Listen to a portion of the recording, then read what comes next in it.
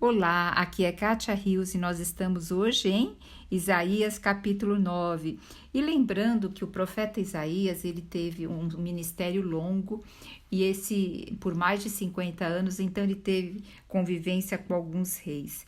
E ele, quando traz profecia, ele não está trazendo só a profecia para o reino de Judá, ele está também trazendo a profecia para o reino do norte, então ele está trazendo a profecia para Israel. E nesse momento que nós estamos lendo, como se caracteriza esse momento?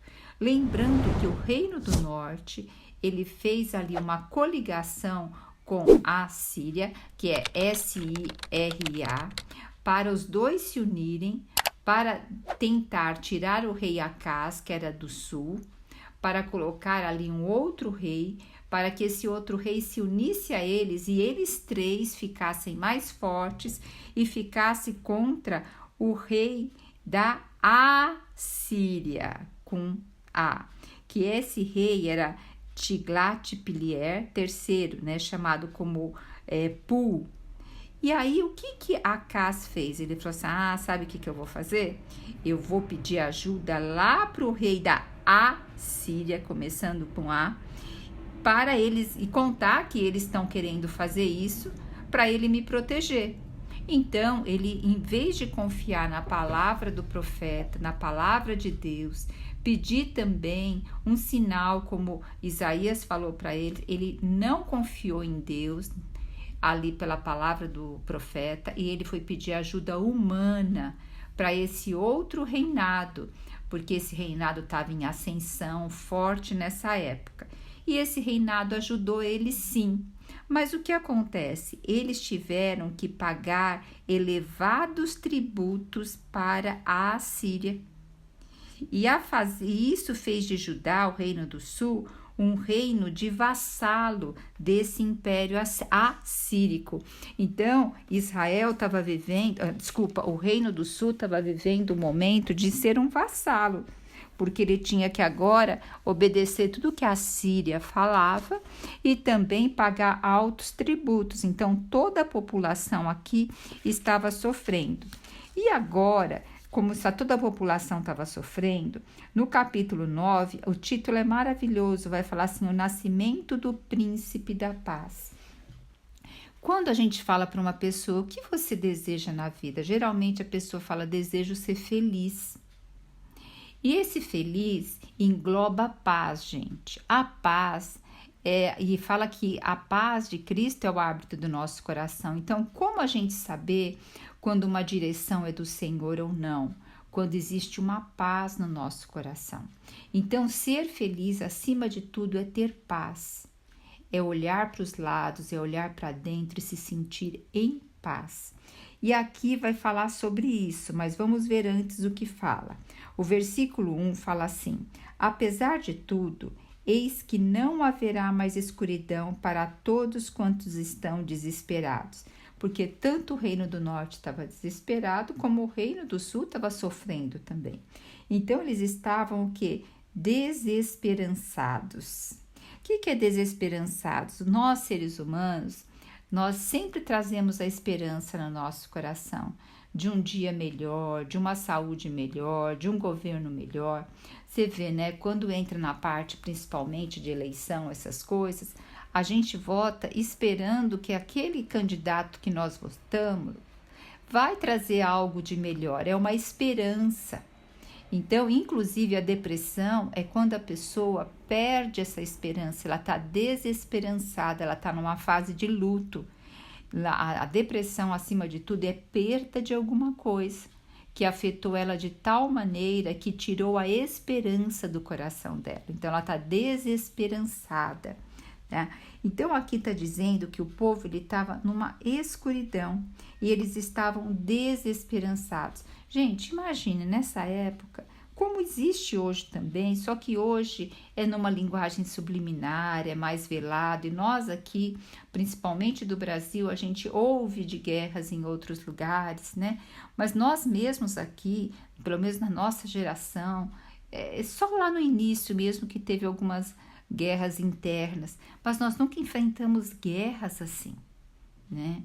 E imagine, nessa época eles assim não tinham paz no sentido assim, a qualquer hora poderia ter uma invasão e era totalmente cruel, matava tudo, levava tudo, tá? Então ali eles estavam desesperançados. E aqui vai falar que no passado ele humilhou a terra de Zebulon e de Naphtali. Contudo, no futuro cobrirá de glória a Galileia dos gentios, o caminho do mar, além do Jordão, o distrito das nações. Então, quando a Assíria adentrou ali o reino do norte, eles acabaram com a terra de Naphtali e de Zebulon. Ela ficava ali à beira-mar, né?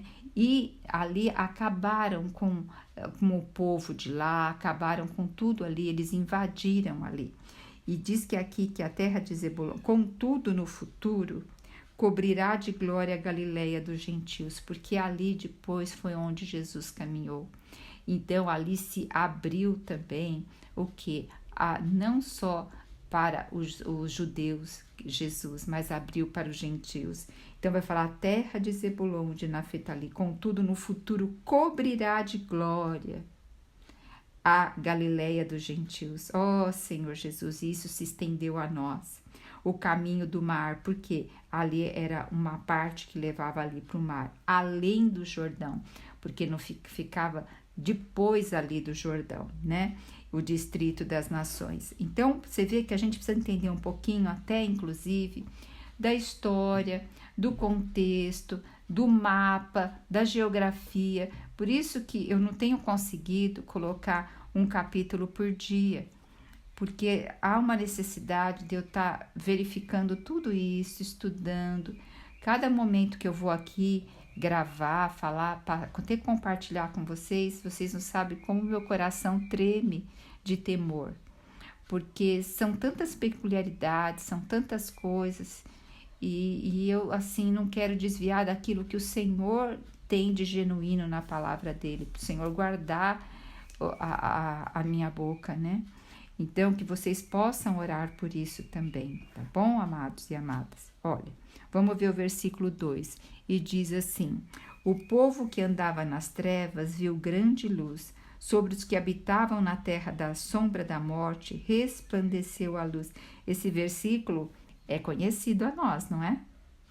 Porque está lá no Novo Testamento, uma parte dele está em Lucas, outra parte está em Mateus, que está falando o que? Já da promessa do Messias. Nós hoje que temos esse pano de fundo, que nós podemos ver a história, mas eles não podiam ver a história. Então ali está falando o quê? Que ia ainda acontecer, tá? Então quando Cristo veio, ele o quê? Ele tirou o povo das trevas, e era a treva, gente, da treva voltada principalmente àquela correspondência de simplesmente da lei. Mas agora é aquilo de estar com o coração preenchido, com a palavra dele gravada no nosso coração. Nós temos hoje o Espírito Santo. E aí o versículo 3 vai dizer: multiplicaste o povo, deste-lhe grande alegria, eles alegraram-se na tua presença, como se alegram os ceifadores na ceifa, como se regozijam os que partem os despojos da guerra. Então, hoje nós não temos essa experiência na nossa vida, né? Mas imagine, se nós vivêssemos somente da agricultura, teria aqueles meses que nós estaríamos arando a terra, plantando, irrigando, cuidando. E na colheita ia ser a felicidade, porque ali nós saberíamos que teríamos pão, sobreviveríamos. Quantas vezes vem o que? Um incêndio, vem uma tempestade, vem uma chuva de granizo e acaba com a lavoura, e a pessoa não tem depois a colheita. Quantas vezes também na nossa vida, eu tenho passado bastante por isso, e eu creio que é a missão que o Senhor me deu de levar a parte da palavra dele envolvida com a gestão emocional, envolvida com as dores do ser humano. Porque hoje quantos seres humanos estão sofrendo com ansiedade, depressão, e a autoestima, ela é a base disso, sabe? Se a gente não tiver uma autoestima, a verdadeira autoestima, nós vamos estar totalmente vulnerável à ansiedade, depressão, à síndrome do pânico, a burnout, à falta de discernimento. Então, o Senhor tem me dado esse engajamento no meu coração, mas o retorno não tem havido ainda. Eu tenho tido muito o quê? Muita parte de semear, de plantar, mas a colheita ainda não tem tido, né? Tem sido um momento assim de escassez nessa parte, mas eu creio que o Senhor, Ele está à frente. Então, na nossa vida também a gente tem coisas que nós fazemos e parece que não vem o resultado, que vem o quê? Muitas vezes uma tempestade, vem uma geada, vem uma enchente, destrói aquilo. Então, na nossa vida também acontecem coisas que você se empenha demais, mas o retorno não vem, né? E isso, o nosso coração é tratado, porque para nós dependermos mais do Senhor, para resiliência, né? Então, eu vejo que o Senhor me deu um encargo, principalmente pelas mulheres de uma faixa etária acima dos 40 e que tem esse coração para o Senhor.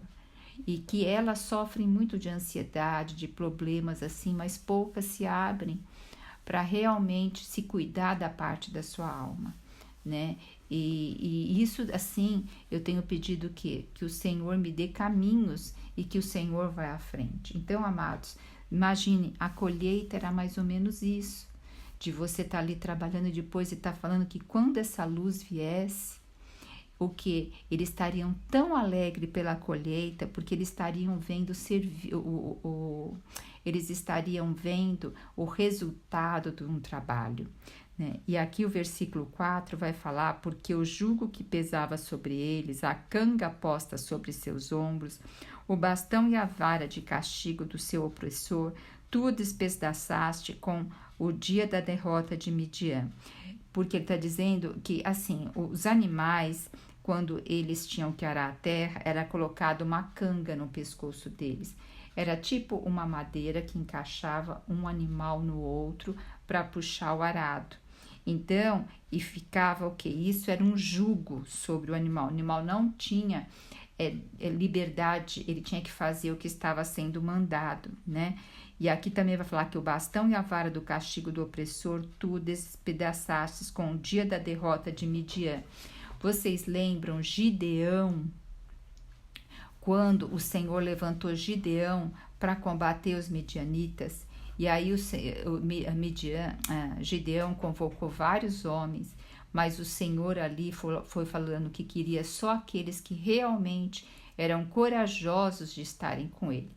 Então, houve duas provas ali que o Senhor falou: dispensa esses homens, dispensa os outros. E Gideão só ficou com 300 homens contra um exército enorme dos midianitas. Mas ali, na hora da guerra, o Senhor mandou eles estarem com uma espada na mão e com um vaso na outra mão. Olha que estratégia de guerra, gente. Um vaso numa mão e porque ali, a hora que eles quebraram aqueles vasos todos juntos, fizeram gritos de guerra. À noite, o povo ali, os midianistas se confundiram, achando que estava chegando um exército enorme, e ali, não enxergando o que estava acontecendo, eles se mataram entre eles.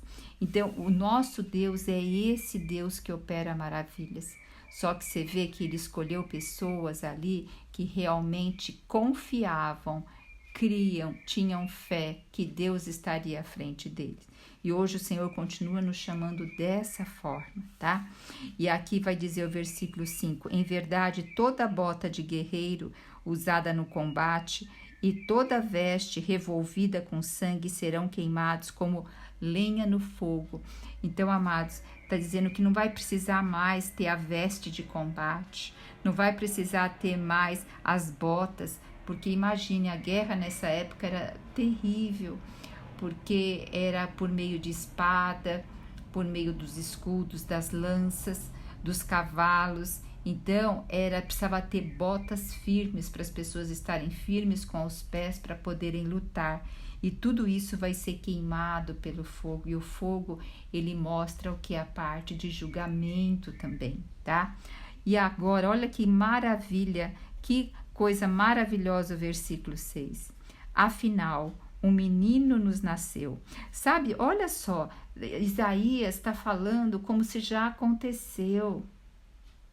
Ele está falando de um futuro como se já aconteceu. Sabe, amados, é isso que Deus quer, que nós vivamos a eternidade hoje no nosso coração. Que nós vivamos o reino hoje no nosso coração. Olha o que diz. Porque hoje, antigamente, eles queriam sempre um rei para governar, para cuidar deles, para se sentirem seguros debaixo da mão de um rei.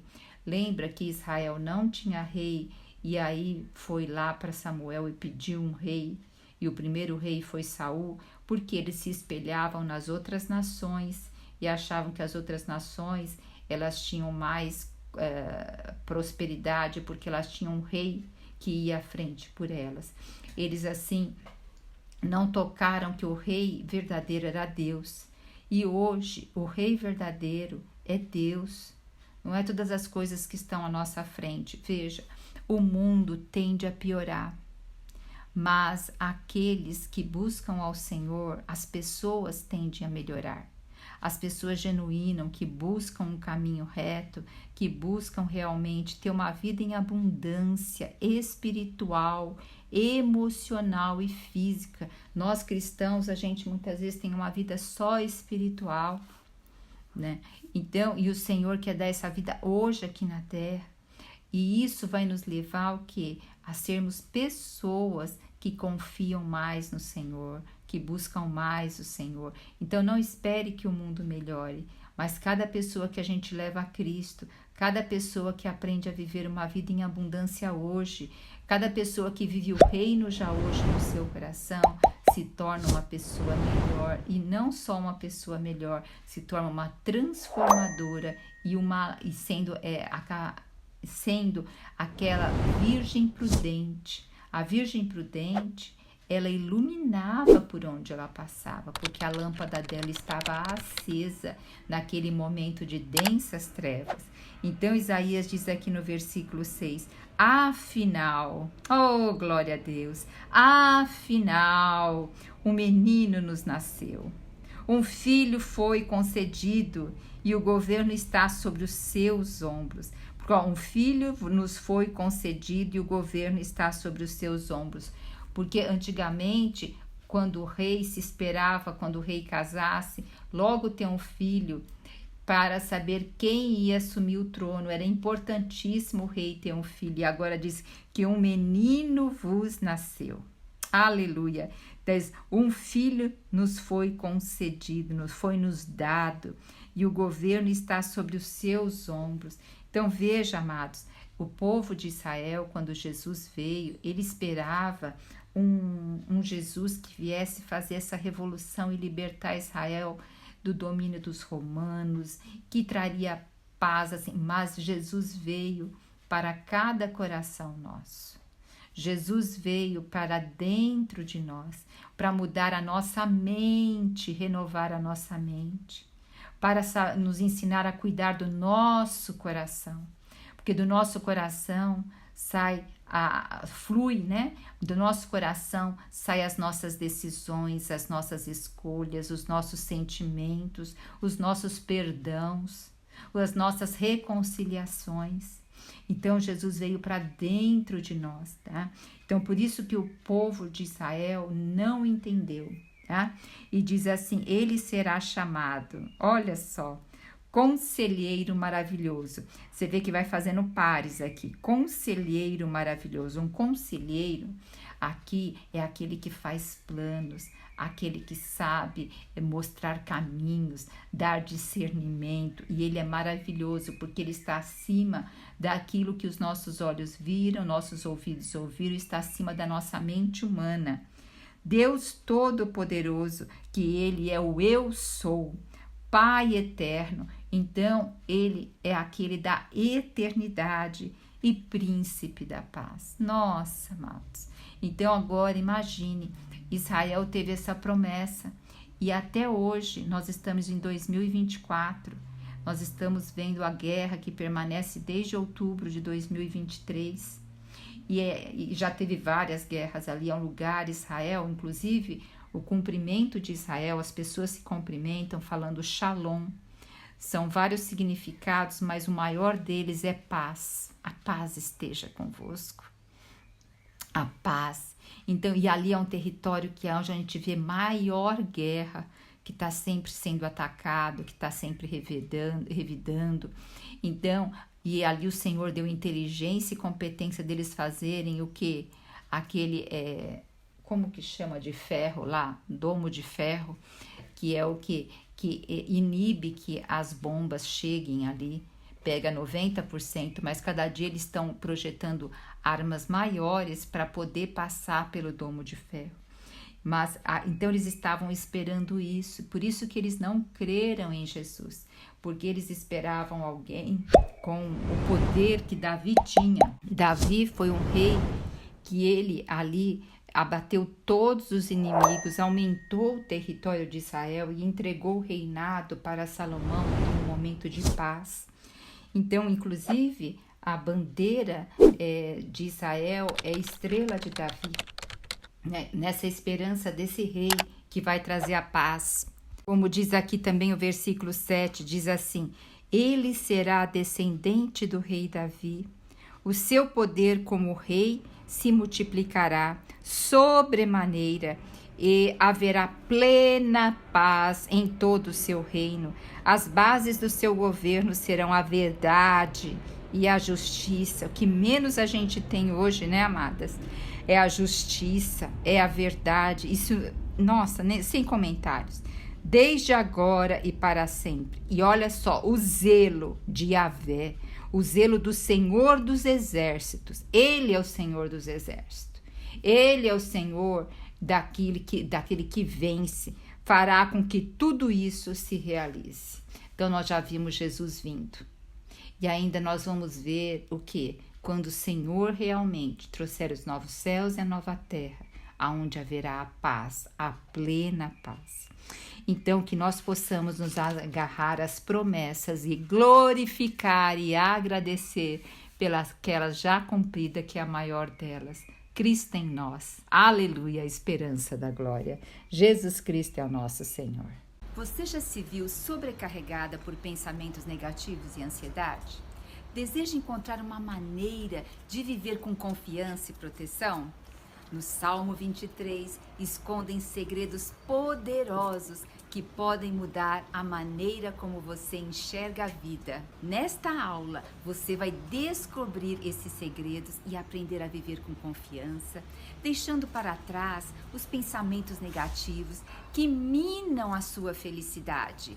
Com a sabedoria do Salmo 23, você aprenderá práticas e princípios que ajudarão a livrar-se da ansiedade e encontrará orientação para experimentar uma proteção duradoura e encontrar paz interior. Comece a transformar sua vida hoje mesmo. Entre no grupo para acessar a aula gratuitamente e venha descobrir a verdadeira confiança e proteção que você merece.